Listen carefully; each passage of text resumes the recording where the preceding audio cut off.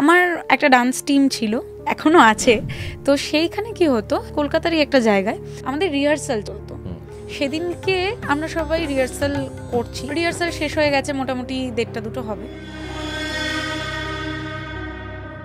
তারপরে একটা ছেলে কি করে, স্নান করতে যাবে।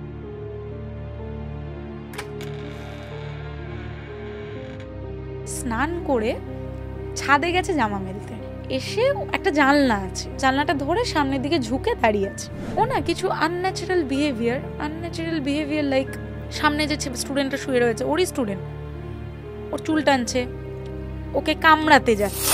দিয়ে এবার যখন ওটা অনেকক্ষণ ধরে করছে, তখন না দেখে ওকে ন্যাচারাল আর লাগছে। ওরা গিয়ে ওর কাছে গিয়ে বলছে, ভাই কি করছিস, করিস না এরকম, চল এরকম কর। ও বলছে আমি ছাদে যাব না, আমাকে ছাদে যেতে দে, আমি ছাদে যাব। ঠিক এরকম 8-10টা ছেলে আটকে রাখতে পারছে না, ও ছাদে যাবে। টেবিল সরিয়ে দিয়ে টেবিলের ওপর উঠে ও লিটারালি ওয়ালে ক্রল করেছে, ঠিক যেভাবে আমরা মুভিতে দেখে থাকি। ছেলেটা কথা বলছে, তারপর অন্য একটা ভয়েস বেরোচ্ছে, তারপরে অন্য একটা ভয়েস বেরোচ্ছে, বিভিন্ন মাল্টিপল ভয়েস ওর মুখ থেকে বেরোচ্ছে। একটা সাধারণ মানুষের জিভ কত দূর বেরোতে পারে, এতটা, ওর এত দূর অব্দি জিভ বেরিয়ে গেছে।